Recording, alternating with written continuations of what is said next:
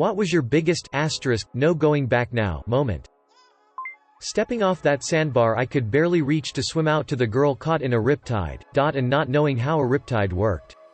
It took what felt like hours but, spoiler alert, we made it. Too early in the season for lifeguards. I remember calling out to people walking their dogs on the beach but we were so far out they didn't even look towards us. When I was younger, letting my older cousin talk me into a canoe ride down a flooded river. We'd planned it days in advance but there was a lot of heavy rain in the area and the normally calm river was near flood level and quite rough. I really didn't want to do it but I didn't want to let him down either so I still went. I knew as soon as we saw the river this was a terrible idea. The whole thing was a show and I honestly though we were going to die. We had no control and at one point we got stuck nose down in a large rock. Knowing if we tipped out we were drowning. We somehow made it out and to the shore where we walked back with the canoe. This one is quite literally a not going back moment. As a Boy Scout at summer camp we would always take large group hikes on the last day of camp. This particular camp in West Texas was located in the middle of a deep canyon and cut through with a small stream. The day before our hike day it rained a bit but not too much to make us worry. It was drizzling in the morning when we got up but we were Boy Scouts so that obviously didn't stop us. So our long hike had us cross the small stream up the canyon maybe 10 to 15 times.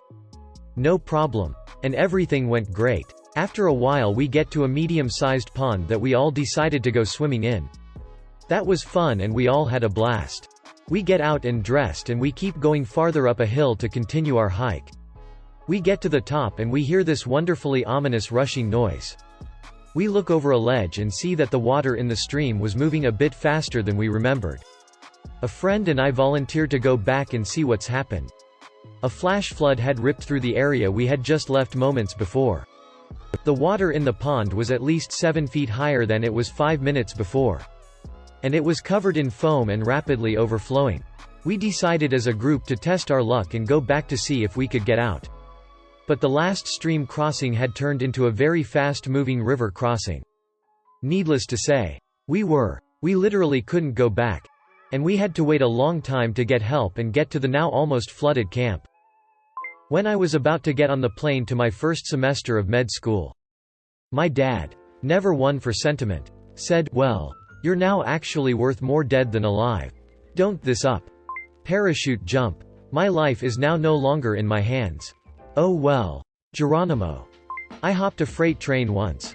And the moment it hits 15 to 20 miles per hour, you're just along for the ride. But the real, no going back moment came when the train stopped on a siding outside Winnemucca. After waiting there for like 5 hours, I decided to walk into town and get some ice cream sandwiches. As soon as I got 50 yards from the train, I realized, if it starts rolling now, I'll be too far away to chase it down. I'll just be stuck in this town for a while. Edit. For you kids out there. Riding freight trains is dangerous and illegal and dirty and loud and unreliable. Don't do it. Also, I should point out that Winnemucca is home to some of America's best Basque restaurants. Fantastic cowboy heritage sites. And it's the gateway to the Black Rock Desert. It's got something for everyone, not just stranded hobos. Psychedelics. Particularly DMT because it all happens so quickly and intensely. Hiking backcountry snowboarding with a guy. Got stuck in a flat area and needed to hike out in deep powder. It was getting dark and kept coming out of thick trees to 50-foot-plus cliff areas.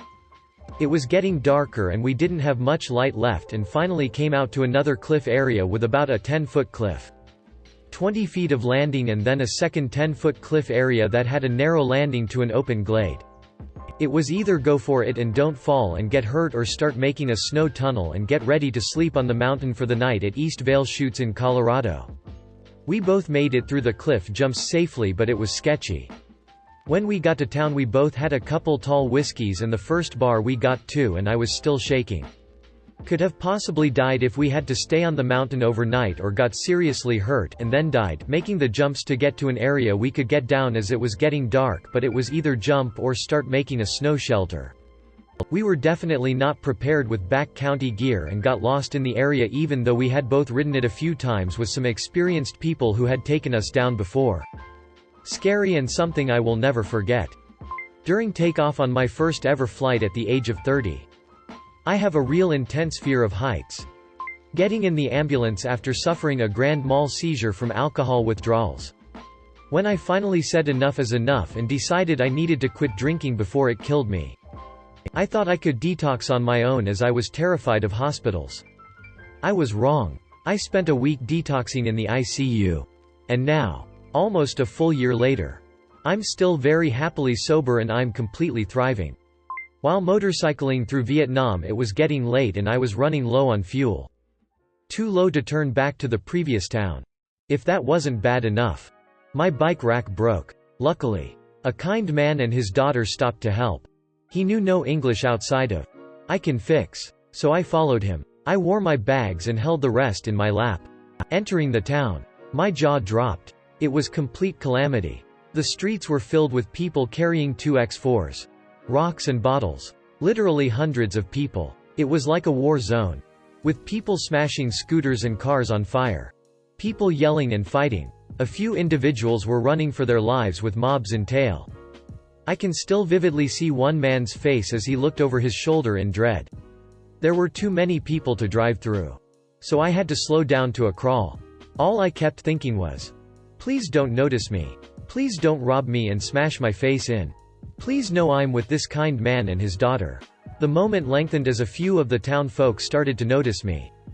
I was scared shitless but produced a warm smile. The smile wasn't returned. The kind man looked back and those who were taking interest in me noticed. Can't help but think it helped. We finally breached the throng of people and pulled down an alleyway to his place. I still didn't feel safe. But I needed gas and my rack fixed. I tried to ask the man why all these people were fighting one another. He just smiled and made the drink gesture.